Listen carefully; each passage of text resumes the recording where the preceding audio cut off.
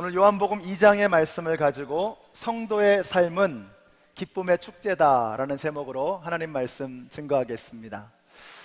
그런데요, 여기 오늘 이제 저희가 이제 물로 포도주를 만드는 이제 그 장면을 볼 텐데, 오늘 우리가 이제 성찬 예식을 하면서 야, 우리 교회 참 빵도 푸짐하다 이런 생각 안 드셨어요? 굉장히 제가 아마 성찬 예식 하면서 이렇게 큰 빵을 먹어보긴 처음인 것 같습니다. 굉장히 푸짐하게. 제가 1부 예배하고 2부 예배 먹었더니 배가 좀 부르는 것 같아요. 너무 감사합니다. 여러분 안에 있는 그 예수님의 살과 피가 여러분을 새롭게 살리는 그런 하나님의 능력이 되시기를 주님의 이름으로 축복합니다. 오늘 본문은 맹물을 포도주로 바꾸는 말씀입니다. 예전에는 이 말씀이 좀 불편했습니다. 내용이 너무 황당하기도 하고요. 또 무엇보다도 예수님께서 뭐 이런 일까지 기적을 베푸시나 이런 생각도 좀 들었습니다. 근데 지금은 이 말씀이 너무 좋습니다. 사실 오늘 사건은 이른바 사소한 기적입니다. 그런데 그래서 너무 감사합니다. 아니, 어떻게 하나님께서 이렇게 사소한 일까지 행하시나? 어떻게 하나님께서 이렇게 사소한 일까지도 하나님께서 행하십니까? 우리 예수님이 행하십니까?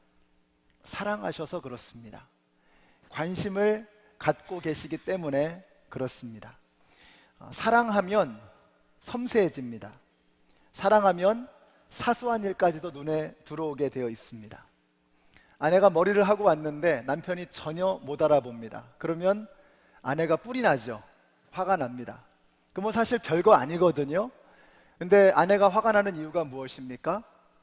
사랑하면 섬세해지게 되어 있는데, 관심이 있게 되어 있는데 이 관심을 보여주질 못하는 거예요. 그래서 화가 나는 겁니다. 제가 이런 말 할 자격은 없지만 여러분, 사랑하면 눈에 들어오는 것입니다. 하나님은 여러분을 무척 사랑하십니다.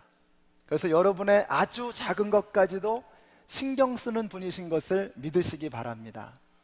하나님이 내 삶의 작은 부분까지도 관심을 가지고 계신다. 물로 포도주를 만드는 기적은 대단한 기적은 아닙니다. 사실 그 기적의 스케일로 봤을 때 대단한 기적은 아닙니다. 근데 사소한 기적이, 사소한 것이 하나님의 사랑의 깊이를 우리에게 보여주고 있는 것입니다. 그래서 우리가 하나님이 엄청난 일을 해주신 것에 대해서 감사하는 것도 귀한 일이지만요, 더 귀한 것은 남들이 볼 때 아무것도 아닌데 그 아무것도 아닌 일을 두고서 감사할 수 있는 것, 이게 정말 믿음입니다. 교통사고가 나서 폐차가 되고 죽을 뻔했는데 뼈 하나 부러진 데 없이 살았습니다.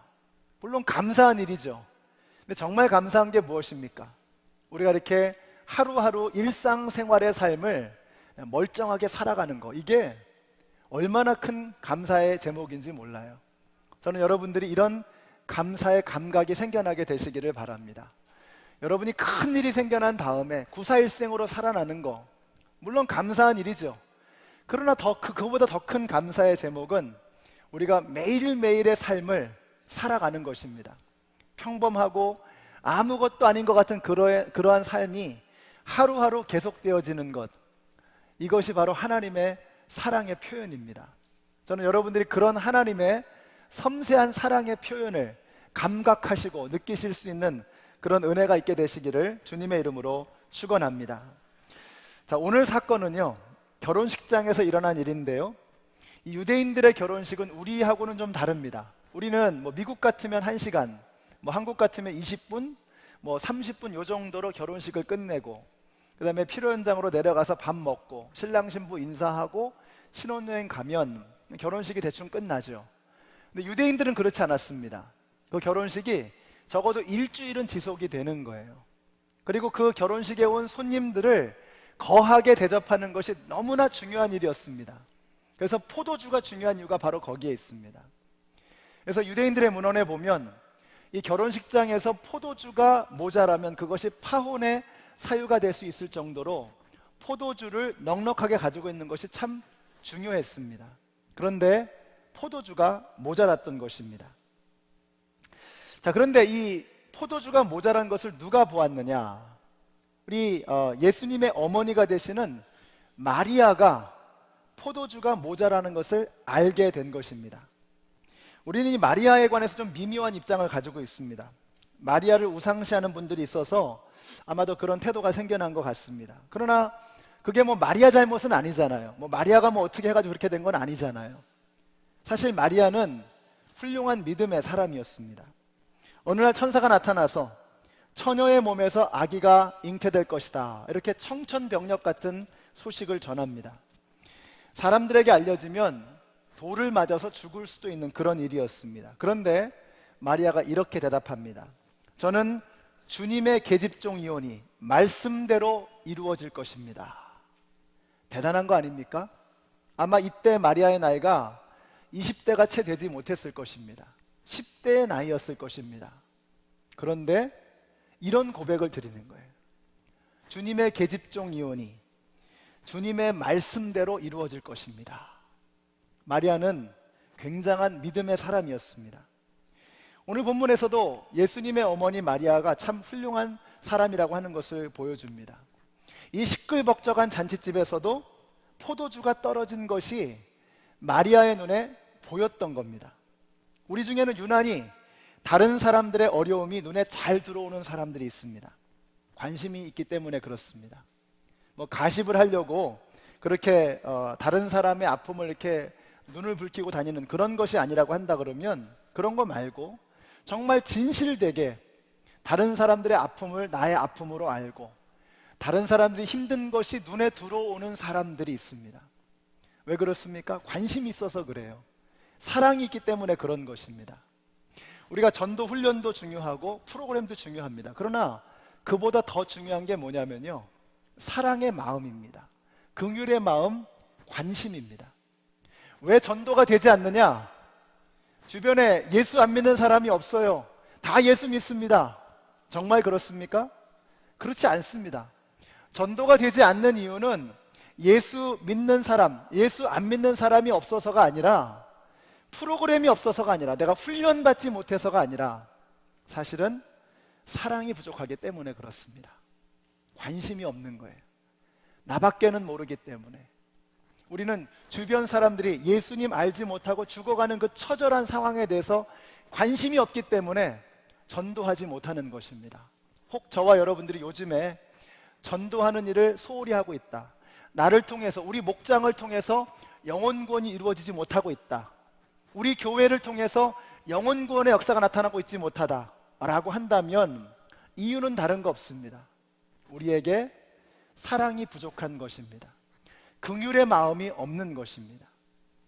저는 저와 여러분의 마음속에 예수님의 긍휼의 피가 뿌려지게 되시기를 바랍니다.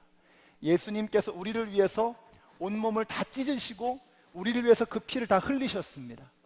그 예수님의 보혈의 피가 우리의 마음에 뿌려지게 될 때에 우리의 마음에도, 메마른 우리의 심령에도 예수님의 긍휼의 마음이 흐르게 될 줄로 믿습니다. 그런 긍휼의 마음, 사랑의 마음이 있을 때 우리는 비로소 영혼 구원에 관심을 갖게 되는 것입니다. 관심이 있어야 전도도 할 수 있습니다.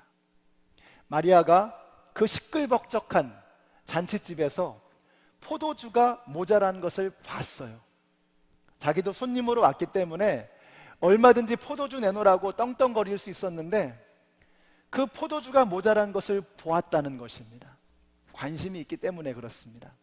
여러분에게도 그런 긍휼의 마음이 생기셔서 여러분 주변에 죽어가는 영혼들에게 관심을 갖고 그들을 향해서 사랑의 손길을 뻗칠 수 있게 되시기를 우리 주님의 이름으로 축원합니다. 우리가 마리아에게 배울 또 한 가지 중요한 것은요, 그녀가 어려운 일이 생겼을 때에 그녀가 지체 없이 예수님을 바라보았다는 것입니다. 다른 방법, 다른 수단을 강구하기 전에 마리아의 머릿속에 가장 먼저 떠올랐던 것은 예수님이었습니다. 저는 여러분에게도 무슨 일을 만나든지 간에 예수님이 가장 먼저 떠오르게 되시기를 바랍니다. 이번 주에 제가 NIH에 갔었잖아요. 거기 가서 이제 이렇게 이제 건물로 이제 제가 가야 될 곳으로 쭉 걸어가는데 사람들을 이렇게 봅니다. 굉장히 지쳐 있는 것을 봤어요. 이렇게 어깨가 축 처져 있고 너무 피곤해 있는 그런 모습들을 봤습니다. 그 안에서도 경쟁이 참 치열한가 봐요. 근데 우리 정오의 샘터 모임에 딱 들어가는데 사람들이 막 생글생글 웃으면서 서로 대화를 나누면서 생기 있는 그런 모습을 봤습니다. 아, 예수 믿는 게 이런 거구나. 굉장히 참 감사한 마음이었습니다. 대화를 나누는데 한 자매님이 그래요. 어쩔 때는 정말 머리를 쥐어뜯고 싶을 정도로 방법이 떠오르지 않아서 스트레스를 받고 힘들고 고민이 될 때가 참 많다는 겁니다. 이 사람들이 배울 만큼 배운 사람들입니다. 다 박사학위를 가지고 있고 자기 방면에 있어서 최고의 지식을 가지고 있는 사람들이에요. 그런데 막히는 겁니다. 안 되는 겁니다. 그럴 때 어떻게 해야 되느냐? 예수를 바라보라고 말씀을 전했습니다. 우리가 예수를 바라보면 길이 열리는 것입니다. 이 사람들이 지식이 없어서가 아니에요. 그 지식을 사용할 수 있는 지혜가 부족한 것입니다. 그래서 야고보서 1장 5절에서 이렇게 말씀하죠. 우리 한번 같이 읽어보실까요? 시작. 여러분 가운데 누구든지 지혜가 부족하거든 모든 사람에게 아낌없이 주시고 나무라지 않으시는 하나님께 구하십시오. 그리하면 받을 것입니다. 여러분 어디 지혜뿐이겠습니까? 능력이 부족하면 능력을 구하십시오. 사랑이 부족하면 사랑을 구하십시오.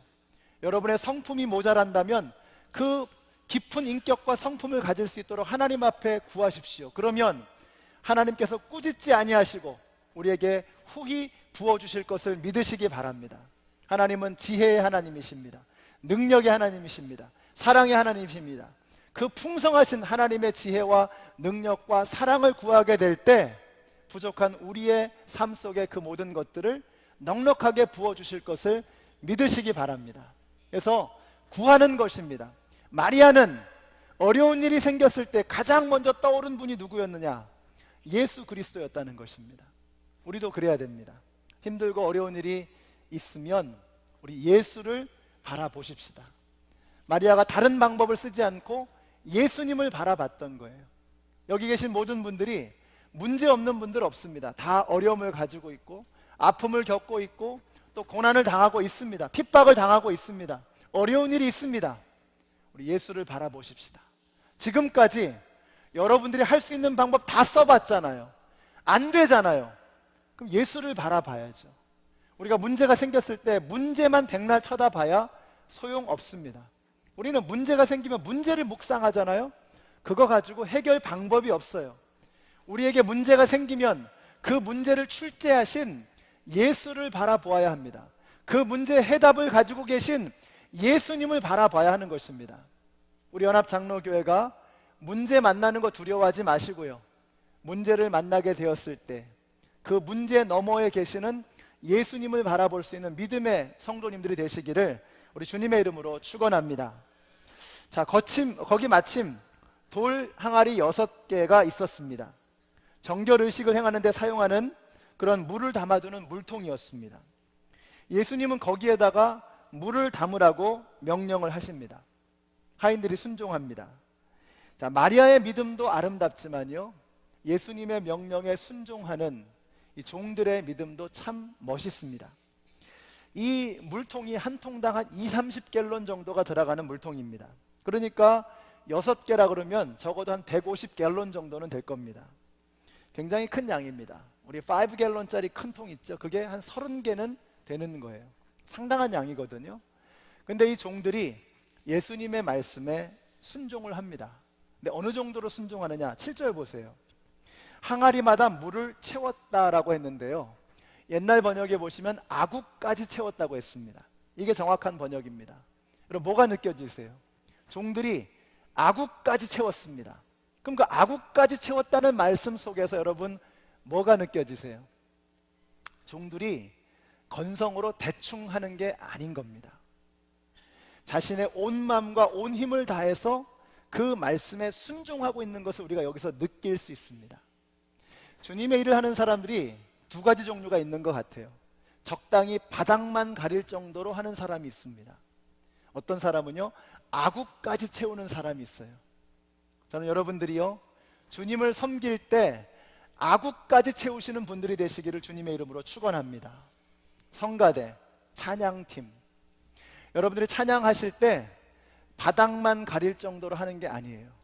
목이 터져라, 온 힘을 다해서 온 정성을 다해서 하나님을 높여 드리는 것입니다. 아구까지 채우는 것입니다.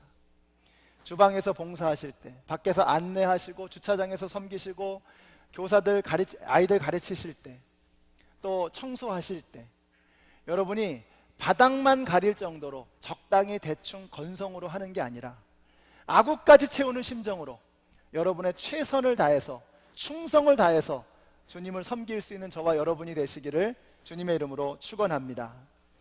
어제 목장 탐방을 갔는데요, 집 주인께서 엄마가 일을 하다가 유리에 이렇게 팔을 찔렸습니다. 근데 3살짜리 딸아이가 오더니 엄마, 내가 엄마를 위해서 기도해 줄게 그러더래요. 그러면서 이렇게 기도를 하더랍니다. 하나님, 우리 엄마가 다쳤어요. 빨리 낫게 해주세요. 예수님의 이름으로 기도합니다. 아멘. 3살짜리가 이렇게 기도했습니다. 제가 생각했습니다. 여러분, 3살짜리가 그런 기도를 드렸을 때 엄마의 마음을 기쁘게 해주기 위해서 그런 기도한 것입니까? 아니죠. 아이한테는 그런 마음이 눈꼽만큼도 없습니다. 아이는요, 그걸 믿는 거예요. 하나님한테 기도하면 하나님께서 엄마 낫게 해주실 것을 믿는 믿음으로 기도한 겁니다. 그래서 천국에는요, 어린아이와 같지 않으면 들어갈 수 없다라고 주님께서 말씀하신 이유가 바로 여기 있는 것 같아요. 주님께서 그러라고 하면, 그렇다고 하면 그런 줄로 믿는 거, 이게 믿음이라는 것입니다. 종들의 믿음은 바로 그런 믿음이었습니다. 채우라고 하니까 바닥만 가릴 정도로 적당히 채우는 게 아니라 아구까지 찰 정도로 그득하게 채웠다는 것입니다. 어린아이와 같은 믿음을 가지고 있었다는 거예요. 하나님께서는 어떤 믿음을 통해 역사하시는가? 그런 어린아이와 같은 믿음을 통해서 일하시는 것을 믿으시기 바랍니다. 우리에게도 그런 어린아이와 같은 그런 마음이 있어야 해요. 하나님, 우리 엄마 다쳤어요. 낫게 해주세요. 예수님의 이름으로 기도드렸습니다. 아멘 하는 이 3살짜리 아이의 기도, 이게 진짜 믿음입니다. 그렇다고 하면 그런 줄로 알고 그렇게 행하는 것입니다. 종들이 바로 그런 믿음을 가지고 있었다는 것입니다. 우리는 여기서 2가지의 질문을 떠올리게 됩니다. 첫째는, 오늘 이 사건을 보면서 2가지를 떠올리게 되는데, 첫째는요, 도대체 이런 일이 가능하냐 이겁니다. 물로 포도주를 만드는 일이 도대체 가능한 것이냐 하는 것입니다. 절대로 가능하지 않습니다. 이건 일어날 수가 없는 일입니다. 여러분, 물이 포도주가 되려면 포도가 있어야 하고 시간이 있어야 합니다. 근데 포도도 없고 시간도 없어요. 어떻게 물이 포도주가 될 수 있습니까? 불가능한 일입니다. 그러나 물을 만드시고 포도를 만드시고 시간을 만드신 하나님이 역사하시면 물이 포도주가 되는 것을 믿으시기 바랍니다. 하나님이 포도를 만드셨다는 거 믿으세요? Why not 포도주? 예? 포도주는 왜 안 내는 겁니까? 제가 옛날에 이게 이해가 안 됐어요. 아니, 어떻게 물이 포도주가 되나? 말도 안 된다. 이게 저를 굉장히 바덜하는 거예요. 그런데 하나님이 물을 지으셨고 포도를 만드셨고 시간을 지으셨다면 물이 포도주가 되는 것은 일도 아니라는 것입니다. 우리의 짧은 생각으로, 우리의 경험과 상식으로 하나님을 예단하는 것은 참으로 어리석은 짓입니다. 자, 두 번째 질문은 이겁니다. 그럼 왜 하나님께서, 우리 예수님께서 굳이 이런 기적을 일으키셨는가 하는 것입니다. 이게 중요하죠. 우리 11절 말씀 같이 읽습니다. 시작. 예수께서 이 첫 번 표징을 갈릴리 가나에서 행하여 자기의 영광을 드러내시니 그의 제자들이 그를 믿게 되었다. 첫째는 주님의 영광을 나타내기 위해서, 둘째는 제자들의 믿음을 위해서라고 말씀하고 있습니다. 그러니까 이 표적은, 이 기적은 단순한 기적이 아니라는 것을 보여주고 있습니다. 그래서 요한복음에서는요, 기적이라는 표현을 쓰지 않고 표적, 우리 세번역에서는 표징이라고 하는 용어를 사용하고 있습니다. 영어로는 sign이라는 뜻이에요. sign. 우리가 sign이라고 하는 게 뭡니까? 여기서 볼티모어를 가려고 할 때 495 노스를 타고 가다가 95 노스로 옮겨갑니다. 95로 갈 때 거기에 볼티모어라고 써 있어요. 그 볼티모어라고 써 있는 사인은 볼티모어가 아니죠. 볼티모어로 가는 길이라고 하는 메시지를 담고 있는 겁니다. 예수님께서 첫 번째로 행하신 이 표적, 물이 포도주가 되는 이 표적은 표적 그 자체에 의미가 있는 것이 아니라는 거예요. 기적 자체에 의미가 있는 것이 아닙니다. 그 기적을 통해서 우리에게 주시고자 하는 메시지가 있다는 거예요. 그것을 볼 수 있어야 합니다. 그래서 여기 보시면은요, 우리 예수님께서 내 때가 이르지 않았다라고 아까 말씀하셨잖아요. 그 때라고 하는 것이 무엇입니까? 요한복음에는 때라고 하는 말이 7번이 나오는데, 그 때라고 하는 말이 사용되어질 때마다 그것은 예수님의 죽으심을 의미하는 바로 그때였습니다. 그러니까 예수님께서 내 때가 이르지 않았다라고 하실 때 그 의미는 뭐냐면요, 이 표적을 통해서 주님께서 뭔가 하시고자 하는 일이 있다고 하는 것입니다. 근데 그때가 아직 이르지 않았다는 거예요. 자, 여기서 그러면 이 사인, 표적이라고 하는 기적 자체의 의미가 있는 것이 아니라 그 기적을 통해서 주시고자 하는 메시지가 있다고 했어요. 그럼 그 메시지가 무엇인가 하는 것입니다. 여러분이 성경에서 포도주라고 하면 그것은 기쁨과 환희, 풍요를 상징하는 것입니다. 그러므로 잔치집에 포도주가 떨어졌다. 무엇입니까? 잔치집과 같아야 할 우리의 인생에 기쁨과 환희가 다 사라져 버렸다라는 것입니다. 기쁨과 환희가 다 사라져 버렸다라고 하는 바로 그 의미를 우리에게 일러주고 있는 것입니다. 여러분, 하나님께서 인간을 지으시고 그 인간을 어디에 두셨어요? 에덴 동산에 두셨잖아요. 에덴이라고 하는 말은 기쁨이라고 하는 의미를 가지고 있습니다. 동산이라고 하는 말은 간이라고 하는 단어를 쓰는데, 이것은 울타리가 쳐져 있는 안전한 장소라는 뜻이에요. 하나님께서 인간을 지으시고 기쁨이 넘치는 안전한 장소에 두셨습니다. 그것이 하나님께서 인간에게 계획하신 삶의 모습입니다. 우리의 삶은 기쁨이 넘치는 삶이어야 합니다. 그런데 인간이 지은 죄로 말미암아서 더 이상 우리의 삶의 기쁨이 사라져 버린 것입니다. 왜 예수님께서 이 땅에 오셨는가? 그 예수님께서 오신 목적을 보여주시는 첫 번째 사건이 바로 물로 포도주를 만드는 사건이라는 것입니다. 몸이 건조하던 우리의 인생에 포도주라고 하는 기쁨을 주시기 위해서 우리에게 오셨다는 것입니다. 우리 주님께서는 우리의 인생의 기쁨을 회복하기 위해서 오신 것을 믿으시기 바랍니다. 그러므로 저와 여러분의 삶 속에 기쁨의 근원이 되시는 예수가 들어오시면 우리도 기쁨의 삶으로 변화되는 것을 믿으시기 바랍니다. 그래서 우리 예수 믿는 사람들은요, 기쁨이 넘치는 삶을 살아야 하는 것입니다. 그래서 예수님께서 이 땅에 오신 목적을 사도 요한은 이렇게 표현합니다. 요한복음 10장 10절이죠. 우리 같이 읽습니다. 시작. 나는 양들이 생명을 얻고 또 넘치게 얻게 하려고 왔다라고 했습니다. 왜 오셨느냐? 예수님은 우리에게 생명을 주시기 위해서 오셨습니다. 그 이전까지는 인간이 누려본 적이 없는 영원한 생명, eternal life, 하나님에게 속한 그 신적인 생명의 퀄리티를 우리에게 맛보게 하기 위해서 오셨다는, 우리에게 주시기 위해서 오셨다는 것입니다. 뿐만 아니라 그것이 넘치게 하도록 하기 위해서 오셨다는 거예요. 주님은 저와 여러분에게 오버플로잉하는, 넘쳐나는 기쁨을 주시기 위해서 오신 것을 믿으시기 바랍니다. 그러므로 그 예수를 우리의 삶에 영접하면 우리의 삶 속에 전에는 경험해 본 적이 없는 넘치는 기쁨이 생겨나게 되는 것입니다. 그래서 우리가 우리의 인생을 살면서 중요한 것이 뭐냐면요, 우리가 정말 그 기쁨 가운데 살아가는 것입니다. 여러분, 우리가 기쁨이 넘치는 삶을 살아야 합니다. 예수 믿는 사람들은 기쁨이 넘치는 삶을 살아야 합니다. 우리 예수 믿는 사람들이 기쁨이 없다, 그것은 예수 믿는 사람다운 삶이 되지 못하는 것입니다. 그래서 그런 말 있죠. 낙하산하고 얼굴은 펴져야 산다. 그래서 우리 예수 믿는 사람들의 얼굴이 막 활짝 펴져야 합니다. 기쁨이 넘쳐야 돼요. 그래서 우리가 서로를 바라볼 때, 예수 믿는 사람들이 서로를 바라볼 때 막 서로 상승작용을 일으키는 거예요. 우리가 미소 짓는 얼굴을 보면 나도 미소 짓게 되잖아요. 거울은 절대로 먼저 웃는 법이 없다 그러죠. 그래서 웃는 사람을 보면 내가 그 웃는 얼굴을 보면서 나도 기쁨이 넘치는 거예요.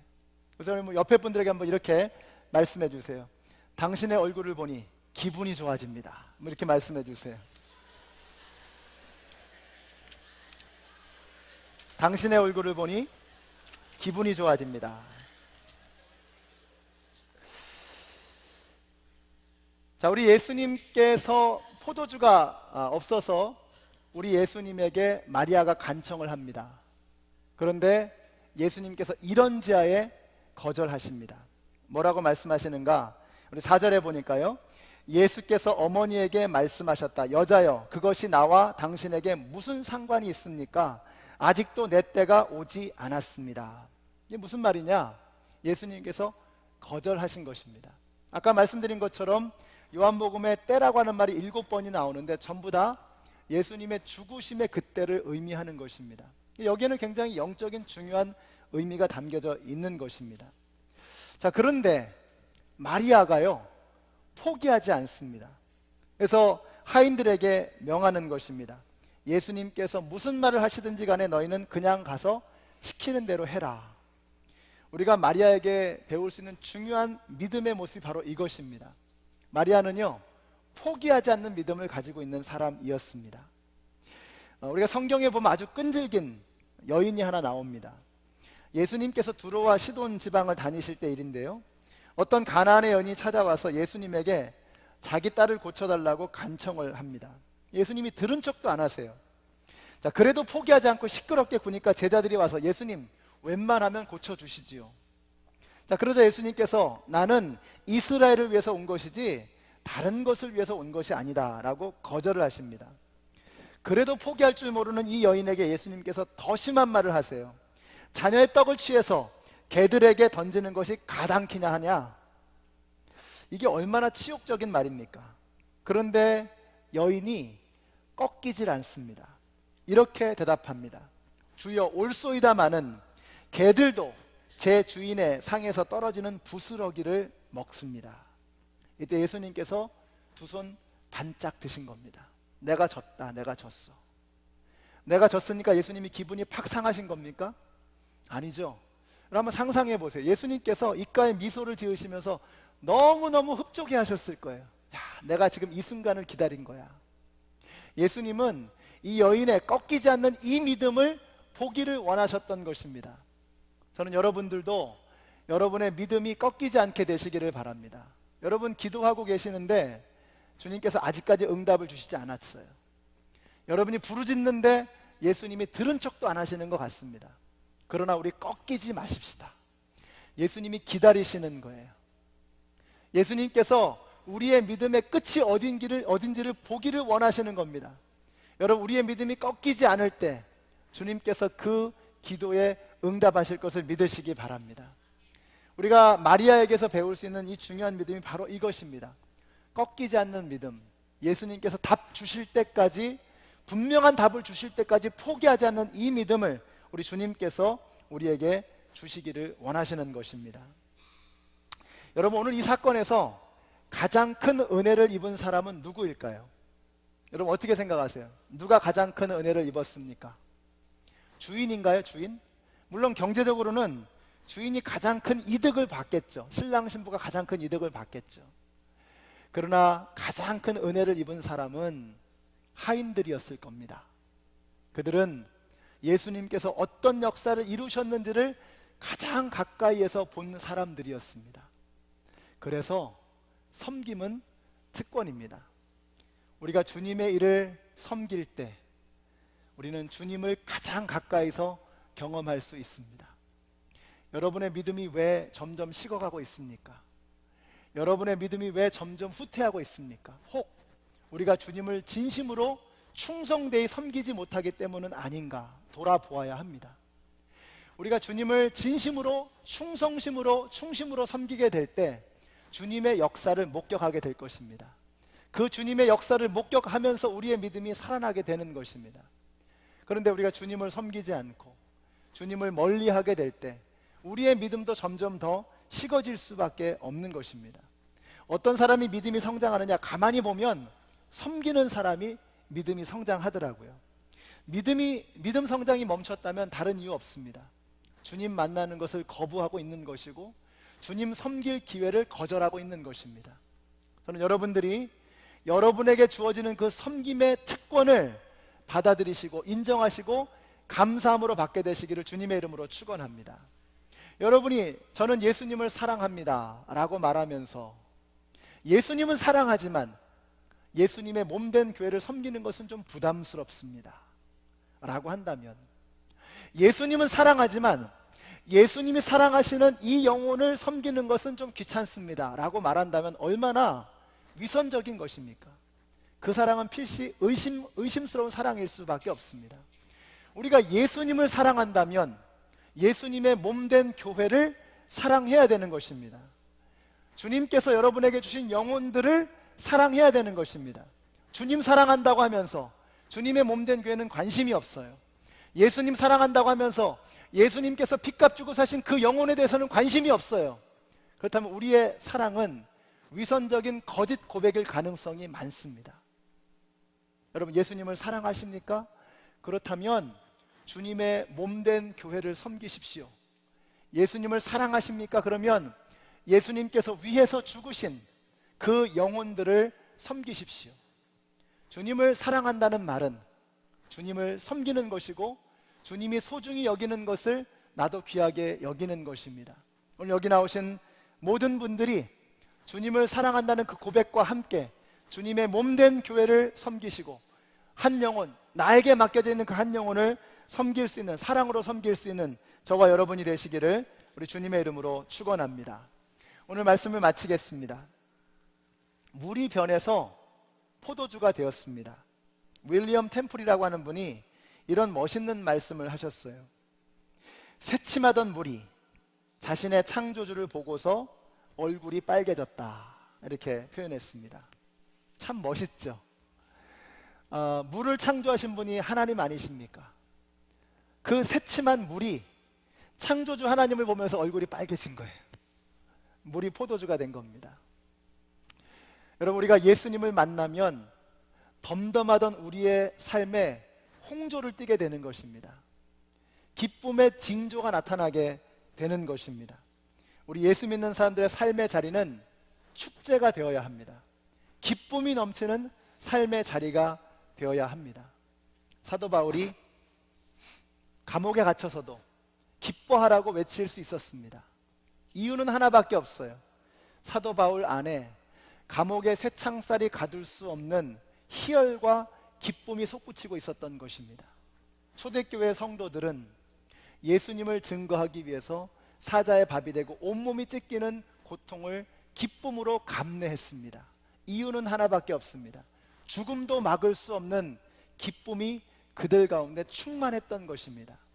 현재의 고난은 우리가 장차 만날 영광과 좋게 비교할 수 없도다라고 말씀하셨습니다. 우리가 주님을 위해서 살아가는 것 결코 쉬운 것 아닙니다. 기쁨이 넘치는 삶이지만 고난도 어려움도 만나게 될 것입니다. 그러나 우리는 그리스도의 군대입니다. 여러분, 군복이 어떤 군복이 멋있습니까? 각을 딱 잡고 빳빳하게 다려진 군복 멋있죠. 그러나 더 멋있는 군복은 피투성이가 돼서 찢겨진 군복입니다. 전쟁터에서 싸운 그 군인의 모습, 가장 아름다운 모습입니다. 빳빳하게 잘 다려진 군복이 아니라 찢겨진 피투성이가 된 그 군복이 가장 멋있는 군복입니다. 여러분의 모습을 보십시오. 어떻습니까? 우리가 영적인 전쟁을 치르며 하루하루를 살아가는 그리스도의 군대가 되어야 하는데 우리가 전쟁을 피해 다니면서 요리조리 숨어 있지는 않은지, 저와 여러분들이 우리에게 주어져 있는 그 영적 전쟁을 용감하게 감당해내고 있는지 한번 돌아보시기 바랍니다. 주님께서 우리에게 기쁨을 주셨습니다. 세상의 고난과 어려움이 감히 막을 수 없는 그보다 훨씬 더 큰 기쁨을 우리에게 주셨습니다. 오늘 저와 여러분의 삶이 기쁨의 홍조를 띠시고 하나님이 주시는 소망과 생명의 능력과 그 기쁨 때문에 세상의 모든 고난과 어려움을 이겨낼 수 있는, 삶을 축제로 만들어낼 수 있는 승리하는 성도들이 되시기를 우리 주님의 이름으로 축원합니다.